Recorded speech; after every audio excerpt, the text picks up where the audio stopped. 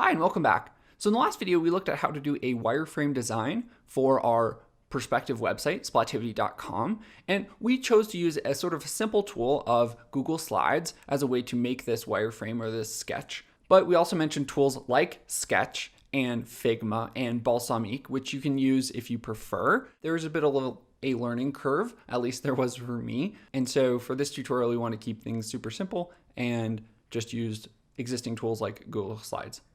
In this video specifically, we're going to talk about assembling site assets, which is a best practice when developing a website. But you'll notice that even in this tutorial, we don't always use this technique. Sometimes we just grow and grab things on the fly. And this is sort of just the opportunity to show you how it could be done or how it might be done, not how we are going to do it in the future or how you should do it in the future. So if you're interested, let's get started. Now here we have our sample wireframe site, and what I'll propose to you is that we go ahead and keep using the suite of Google tools. And if you prefer a different tool set, that's totally fine. Some people like using Microsoft Office. Again, some people like using free tools that they can find on the internet that aren't owned by Google. There's no expectation or pressure here. And what we're going to do is we're going to go to our drive and we're going to create a new folder.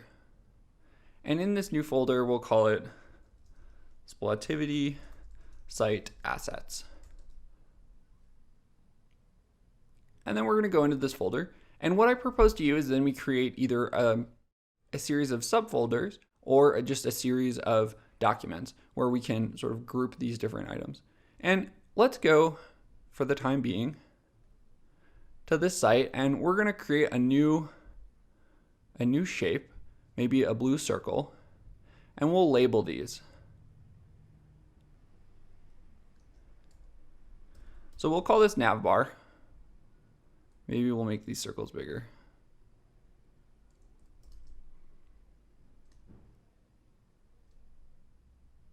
Or we can make this text smaller.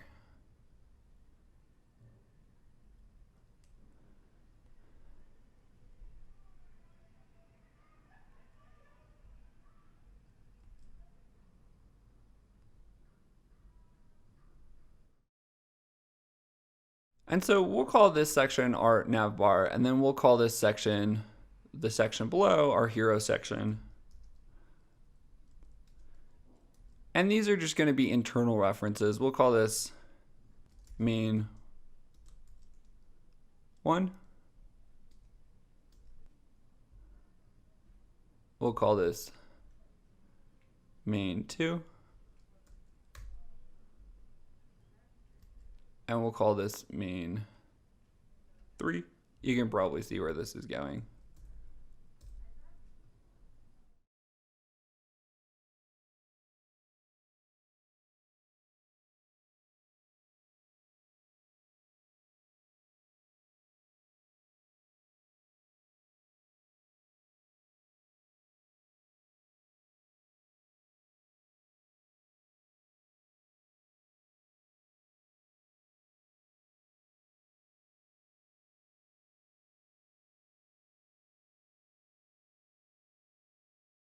All right, so when we scroll back up, we can see that we have our navbar, our hero section, main 1, main 2, main 3, main 4, main 5.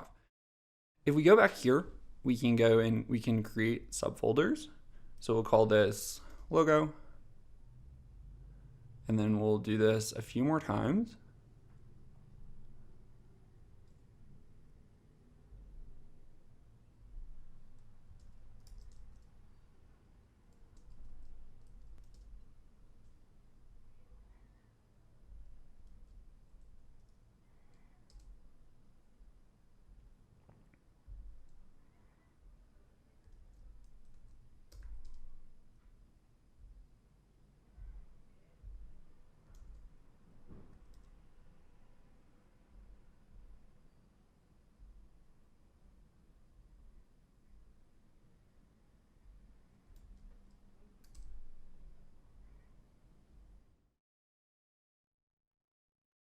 And now our folder structure should map that of the sketch.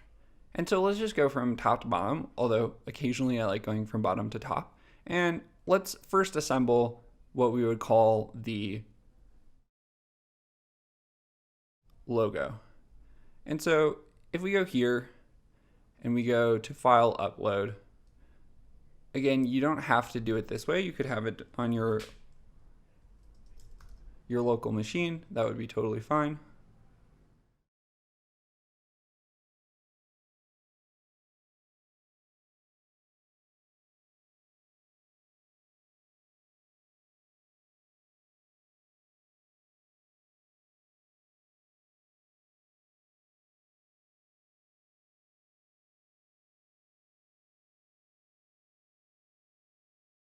And if we were to think about sort of what text we have here, the links or the buttons, we might say something like home, contact, and our courses. And that's maybe what we would put here. We would put home, contact, and our courses. And so we're going to do sort of the same thing for the additional sections. And at some point, if this gets really boring to you, you're fine to go ahead and skip ahead in part of this video, but we're going to try to be meticulous. We actually realized that we missed the hero section. So we'll go and we'll just quickly create the hero. And we'll go into the hero section. And first we're going to grab a photo, and we already have a copy here. So we can download that copy, and then we'll go here and we'll upload that. Again, we sort of realized that this is maybe not the web developer's favorite thing to do. And sometimes, actually a number of times, we don't even do it ourselves. So it's really optional, but I found that when I do take the time to plan out my sites, it turns out to be often a better end result. So here we'll say hero text, and we'll go back to this page, and we'll say something like, maybe the first line will be this, and then it'll be something like this, and then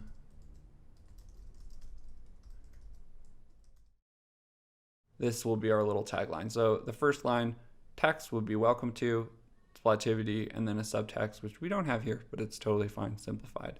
And then our button, you could always be like, these are sort of what are called HTML tags. You don't need to do this, but we'd say something like that. And then we'll just close this section. We'll go back to our assets, and now we'll go to main one. And for our main section, you would sort of think through the fact that we just have some text. So it just so turns out that we have already assembled a lot of this text sort of before we created the course. So I'm going to save a little bit of time and just paste it here. But this would be main one text, main one test, get it? That's sort of like what it would look like. And then again, if we wanted to just do an internal designation that this was a button, we could do that totally fine. We close this section, and you'll notice that once you start to get the hang of it, it should go a little bit more quickly than the beginning. And again, it's really just about setting up the site structure that you want. Here we'd have a photo, but the photo, if you remember, in our example, so WP Astra,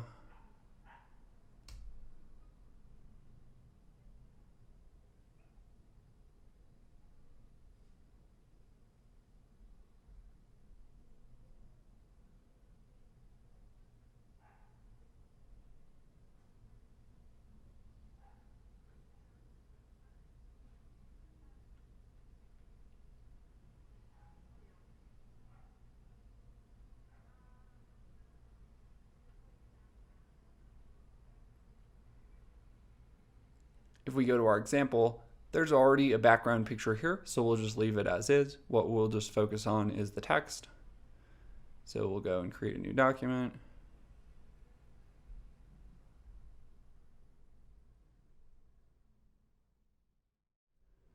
And we'll just paste some text in here. Again, we've created this offline. You could do it sort of separately, but we will want to give this a label. So we'll call this main 2 and 3 text.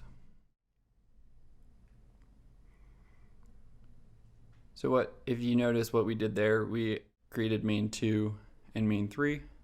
So we could actually just rename this 2 and 3. And then because this isn't necessary anymore, we could just remove this. So we go to remove.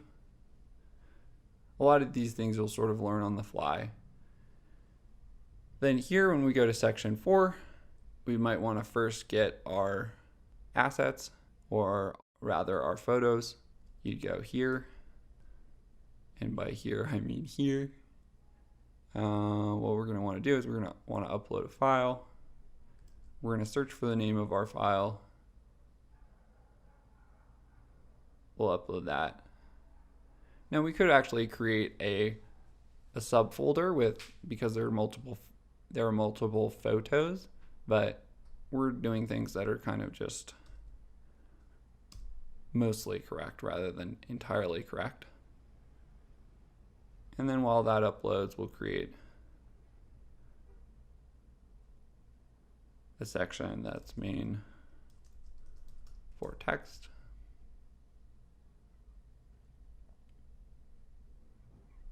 And we'll say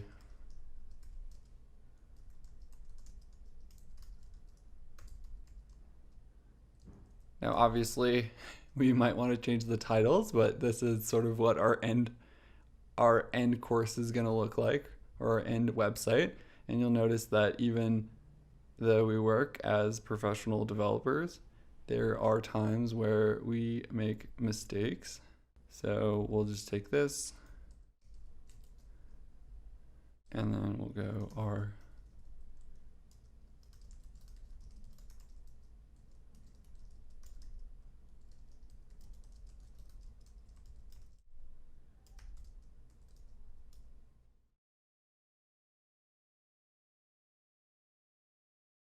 so that would be the text for section 5. We'll go back to the assets, go to, I guess that would be the section, that would be the text for section 4. Now we'll create the text for section 5, and we'll have something like this. And then again, if you wanted to do this internal indication that this is a button, you'd be welcome to do this. And then we'll label this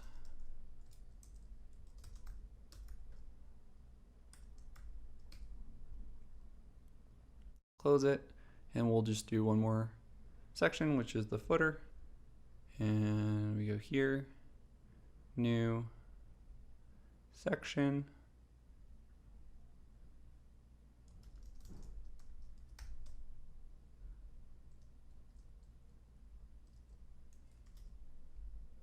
And we'll just have it be that. We'll close this, and go back to our main folder.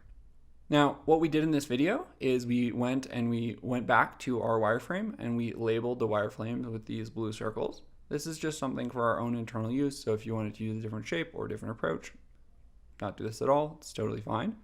Then what we did is we created in Google Drive a new folder, which we called Splativity Site Assets. And then we created subfolders, including the logo or the main nav bar, which maybe we should have labeled this nav bar so we can just rename it.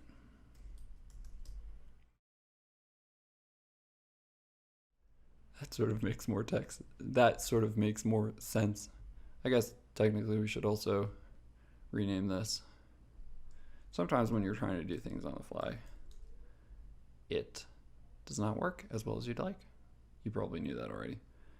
But we created these subfolders, and then we populated the subfolders based on their visual appearance. So if we go into the hero section, for example, we have the hero text, and then an example photo that we might want to use.